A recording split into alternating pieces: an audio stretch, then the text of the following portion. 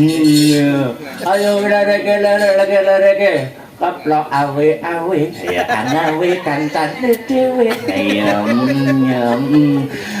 Wilujeng dalu selamat malam, Bu. Nggih, wilujeng dalu Mas Dalang. Nama lengkap.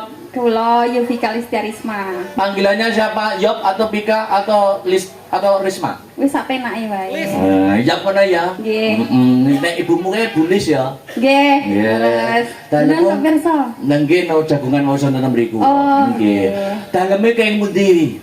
Kula saking Ngawi. Umurnya berapa? Baru 23 tahun. Oh iya 23 ya. Ya, 23 bener. Ya bener 23. Iya 23 tahun. Terus sudah lulus? Alhamdulillah sudah. Lulus. Wisudanya bisa Oktober kata-katanya ya? Iya betul. S1. Iya. Kamu jangan kesusuk mengenal cowok dulu ya, Bu ya. Betul. Nah, kejar karir dulu. Iya, siap. Piye Kembangkan karir. siswa ora ning kenal cowok. Lingki dalane omongin jajan-jajan lho. Kowe iki wis arep sudah ora ning mengenal cowok. Maksudnya niku nakale kandhekane aku ngono lho. Yo, Oh, iya. jangan sampai rekan-rekan kerjaku merasakan kenakalan seperti yang saya alami. Iya, pinter. Pinter ya. Masuk ya, Bu ya. Iya. Perbanyak relasi, gapai cita-citamu setinggi langit. Gapai langit mengumpulkan bintang. Oke? Amin, amin, Yo, amin. mlerek mrikone mleh. Wah, niki mosok dadak tekoni karir barang iki. Kowe kualat. Oke, maksudnya pun pemunden, kudune kula nyontoh mriku ngoten lho, kan karirnya sudah di atas. Wilujeng dalu Bu Parsinem. Nggih, wilujeng dalu. Kula mboten tanglet napa-napa, kula nyamu nyuwun pangestune mawon. Nggih, Nggih, kula kaliyan kanca-kanca sing tasih single gedabel niki. Nggih. Mugi-mugi enggal pikantuk jodoh sing sae. Amin. Ya, sing sae satemah saged nyontok anake Pak Sutaji. Amin. Ya, jadi ngono ki wong tuwae cekak aos no. Ya, sing penting mula diarani sepuh ki asepe ampuh. Oh ya, disuwuni berkah pangestune. Ya, sadurunge Mbak Lucy jumeneng ngaturke sak langgam dulu, diuntukkan untuk penganten. Oh, ngono ya, Mak. Sing saka ngawi ngateko sepati. Yuk. Apik.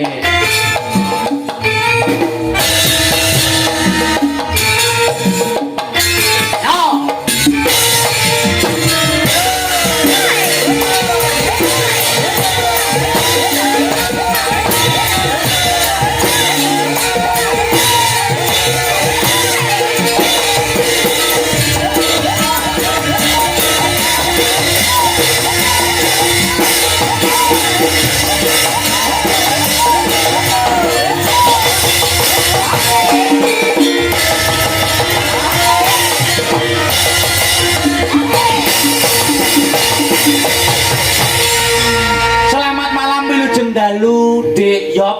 Nggih, wilujeng dalu Mas Dalang. Sadurunge Mbak Lucy nanti menyapa masyarakat, aku pengen panjenengan sak langgam dulu ya. Nggih. Untuk pinanganten berdua. Ya, tapi sebelum nembang, ayo ajar omong, ajar kendel. Arepe ndongake apa kanggo penganten kekarune, Bu? Nggih. Nderek dedonga nggih Mas. Ayo, no. Kagem temanten kekalih menika Mbak sinten kalih? Lho, niku Mbak Fitri kalih Mas Ade ngaten mawon. Mbak Fitri kalih Mas Adi. Nah. Mugi-mugi. Mugi-mugi. Aja dedek, Bu. Tenang wae. Ya. Mugi-mugi saged dados keluarga ingkang sakinah, mawaddah warahmah. Amin. Mugi-mugi pinaringan kaberkahan, kabagian salami-laminipun. Lan ugi enggal dipun paring mawongan ngoten mawon. Momongan. Ngono ya, Nduk ya. Uga mengucapkan ngene iki selamat menempuh Hidup baru bagi yang sudah berkeluarga juga. Oh, ngaten nggih, Nduk. Mergo wong iki nek wis rabi iki ora gelem diarani keluarga. Nggih. Nek kaya aku sing jomblo-jomblo panjenengan kanca-kanca sing urung menikah niki durung diarani keluarga ya. Nggih. Mergo tanggungane sing ditanggung karo Orang tua. oh, nek wis nikah kuwi jenenge nek wis nikah kuwi jenenge apa? Keluarga. Keluarga. Nggih. Ngerti kowe artine keluarga apa? Nggih, pirsono, keluarga kan ada maknanya. Dilihat dari 4 suku kata keluarga. Ya. Oh, ada maknanya keluarga itu tidak artinya ya, Bu? Ada keluarga. 4 suku kata. Nggih. Keluarga. Nggih. Ke yang pertama apa, No? Keadaan bagaimanapun harus selalu bersama-sama, baik suka maupun duka. Ya, pinter, Oh, pinter. iya. Itu ke yang pertama. Nggih. Nek lu, No? Lu niku lupakan rasa egoisme masing-masing. Iya. Niku lu. Nggih. Terus disambung bar lu ar nyusul. Ar. Ar itu Ah. arahnya harus selalu positif. Kayak aku ngono ya, arahnya positif. Masa? Wes ke lu ar terus terakhir ga. Lagi. Ga niku napa lho? Gagasan harus sesuai dengan situasi dan kondisi. Begitu Mas Dala. Jadi nek menurut panjenengan wong rabi niku yang terutama itu bukan hanya ukurannya orang gur bagus karo ayu ya. Mboten lho. Ukurannya apa, Nduk? Nek kula nggih Mas, nek kula pribadi niku Ya. nek diken milih bojo niku sing kula tingali niku pertama, attitude-nya. karakter. Attitude, karakternya bagaimana? Hmm. Terus sudut pandangnya bagaimana? Terus nanti caranya menyelesaikan masalah itu bagaimana toh? Gitu. Oh, gitu. Karakter itu utama. Ya. Mergo sak ngerti kuwi wong rabi saiki iki ukurane nggur wajah, ukurane gantenge kaya ngopo, ayune kaya ngopo. Ning nek bagine panjenengan mboten nggih? Mboten. Instruksi, Mbak. Nggih, pripun dulu sih? Ini ada cahayu itu debat iki malah debat politik. Nah, yo kok kuliah yo ora apa-apa Ora tapi yo apa-apa. mbok nih dadi mereka kan anakku anak barep anak Betul. lagil kan. Ah. Ini anak-anakku. Sampean kalau sudah mendapatkan yang sesuai itu semuanya termasuk apa mau jenenge urutanane mau? Urutannya mau apa? Keluarga. Kudu sing Sing tipe attitude oleh, Karakter. karakter oleh, Sudut pandang. Caranya menyelesaikan masalah. Mas orang ganteng ora apa-apa. Umpama kabeh wis mencukupi gek bojomu ngilerek kuwi ya napa? Umpama. Aduh yoga. Lah iya, ngarep ora apa-apa. Misalke Gusti Allah peparing nggih kula nyuwun sing bagus. Oke. Dene lek mboten pikantuk nggih bagus atine mboten napa-napa, Amin. rupane sumer-sumer mboten napa-napa. Jadi bagus lahirnya tekan batine. Iya, kok kowe ayumu koyo midodari ke bojomu ngewek. Saiki tak takoni, Bu. Nggih. Nek nggonmu desamu ngawi kono, ngono kuwi apa ya usum wong rabi ngono ki ora nyawang rupa ngono ya apa ya usum? Usum. Dadi maksudnya ukurannya nggur karakter napa ya nek ning desamu? Ada Mas. Kalau tak cerita nggih. Cerita tentang Tapi cerita. Piye, tak piye? cerita. Heeh. Nun sewu kula nggih mriki pareng mboten. Ora apa-apa. Kene ngene wong ora apa rekan kerja piye? Tanggamu critakno. Ya, tak tombo sebab ngabektimu. Ya, Wes. Apa nang piye? Cerita tanggamu. Iya, sik. Piye tanggamu ngapa? Tanggamu piye? Kok rabi ukurane ora nggur rai. Ora ukurane ora nggur fisik. Piye tanggamu piye? Sik to, Mas. Heeh. Tiba iki rasane ngene iki lho nggone mburi dalang. Iya dong, madhep yo terang Sampai itu ku wancrak. Lho kon muncrat bolak-balik mau panjalang. Aku lempet permen itu ku wancrak. Iya ndok rasane piye rasane? Sok nderu tok beh. Ya Allah. Ngono ki ya. Ya mergo lagi niki, Mbak, cedak kula lagi Oh niki. iya, aku biyen yo ngono ku ya. Aku zaman prawan ki cetok sapa-sapa yang ndredeg ngono. Kula niku riyen tau dicedhaki Mas Sabarne aku emoh. Kok ngono? Mergane apa alasannya apa? Mergane wis disebut anu. Ayo, tatar. Jadi ada semboyan itu lagi kelak diujak nih aku. Ora apa-apa kelas mawon. Ora apa-apa, terangno lek denak bari kudu duwe sinden sing mental baja. Iya. Pejuang memang wis lek ora dihujat kita itu ora anu, ora apa latihan mental. Iki cerita-cerita sik, cerita Cerita, tanggomu piye? cerita. Jare ukurane ora nggur. Piye. Cerita nggih. Tak rungokne ceritamu ya jare kaya apa? Kula kan gadah tangga. Tangga. Ya pikan duwe tangga terus. Tangga. Iku sak RT kalih kula. Sak RT. Sak lurung. Sak Omahe lurung. cedhek nggonku, Mas. Ah. Lah, niku gadah putra kalih. Oh, tanggamu duwe anak loro. Nggih, kalih. Jenenge sapa? Kembar. Kembar. Sing setunggal niku jenenge Nini Anjarsari. Nini Anjarsari sing keloro sapa, Nduk? Jenenge sing nomor loro Nunu Anjarsari. Nini Anjarsari karo Nunu Anjarsari. Ya anake tanggamu. Nggih. Ah terus piye no? Lah sing Nini niku to, napa niku wayu, Wayu, putih, pinter. gede dhuwur, pinter. Wah modele wis gak apa jenenge ngalang-alang model iki. Perfeksionis ya. Kaya awakmu ngono iki. Heeh. Iya wis komplit. Terus bareng ngono? Nah, nomor kali niku nunuke niku. Heeh. Niku nunuke umireng. Bocahe lemu ndik. Ambune prengus. Kok kaya tahu kenapa? Ninike pinter, Nggih. ayu, putih. Gede dhuwur. Nunuke ireng, Mas. Lah, niku sing dadi gumun kula niku. Gumunmu apa? Gumun niku kok jangkre nek wong lanang teko, sing digoleki kok nunuke lho. Padahal Ayu nini, pinter nini, putih, putih nini. anggere nek wong lanang rono, Sing digoleki nunuke, Mas. Lah kok nggih gumun. Tapi ora apa-apa. Wong selera wong ki ora kaya nini ku mau. Aku umpama wong lanang kuwi sing umpama nunuk ku mang luwe cocok aku. Sik to. Aku bisa akrab karo nunuk. Sik aku ki gumun tenan. Nggih. Jane ayune ayu, Ayu nini, pintere, pinter nini, putih. putih nini. Anggere nek wong lanang rono sing digoleki, Goleki nunuke. Nunuke ini Iya, maksudnya. Mas. kuwi jane nunuke enak apane? Ya, bareng Pakji. Mboten ngeten. Bareng kula selidiki, Bu. Selidiki? Oh iya, heeh, selidiki. Heeh. Tibake nunuke kuwi nek tatone ya, Mas. Sik. Piye maksudnya ditato ngene to? Ditato. Oh, Nggih, ditato. teng gulune nik tatone Oh, gambare iya. anu. Gambare kembang. Gambare mboten Karo nik. jengking. Kula melet ya, Bu. Pokoke dan aku. Tenan iki tak selidiki. Oh, tadi dengan kesimpulan cerita itu, wongi ukurannya orang nggur ayu, putih, cantik, wong lanange nek sing goleki sing ireng barang ya enek ya. Nggih. Ya Jadi wong wedok ya aja nyawang gur saka baguse tok. ya. Aja nek wong lanang aja nyawang wong wedok ya saka ayune tok, ning dari hati. Besok kowe longgar ora? Longgar. Tak dolan nggonmu pengen roh nunuk aku. Jenengan kan ngerti nunuk kaget. Ora apa-apa, ireng ori tak doyan. Ya, ngadeg yo. Barang Mas Satya. Ya, Ya, bawa ya nak. Ije. Ayo pamerno suaramu. Nah, bawa sih, di grooming dengan Mas Satya sak langgam sik ku lagi Mbak Lucy. Wah, jan. Yo. Nunuke ini. Kok sik ngrembug nenek.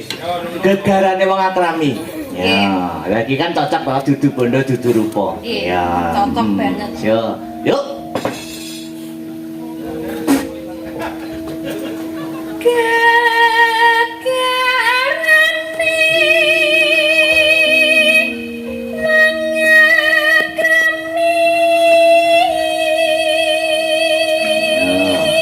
Terus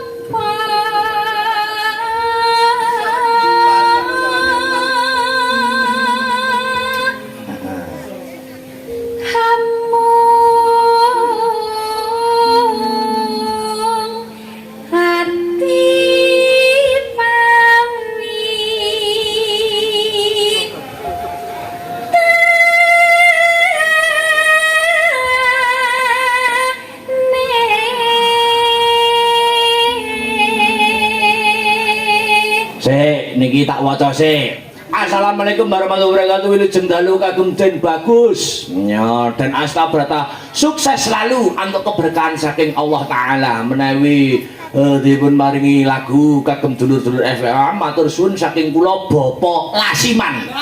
Wonten DKP. Ya, ana meneh. Iki uga rawuh saka Surabaya, sapa Pak Pare Sugiono. Lho ya, lebut ya.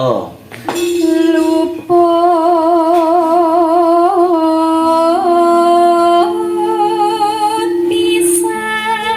pisan kena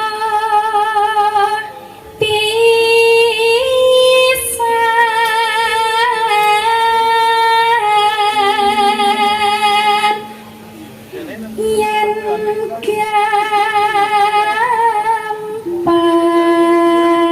gampang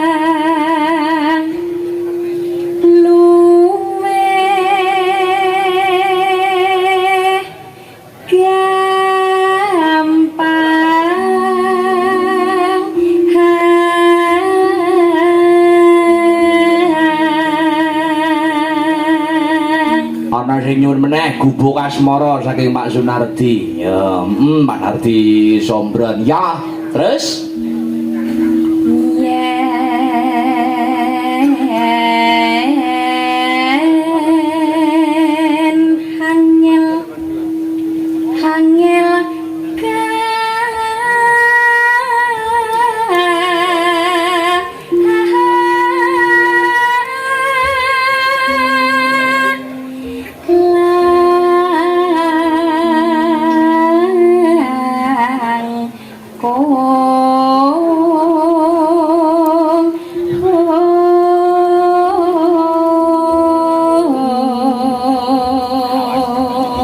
ndak nggih.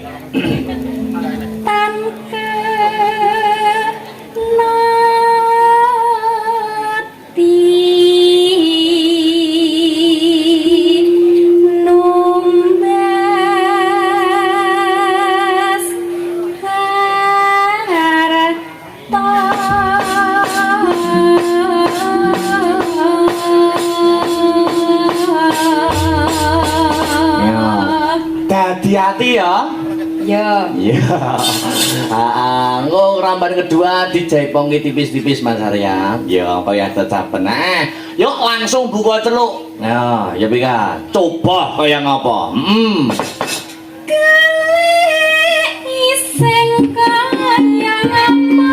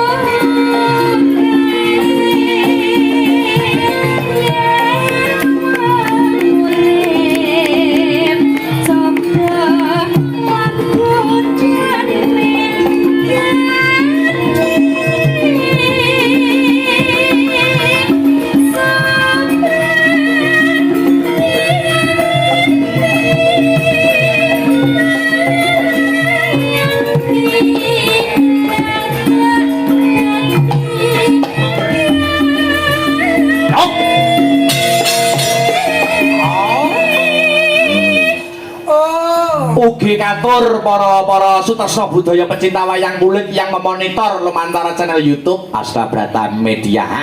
Ya, ngestokke dawuh. Lanjut, ya Bika.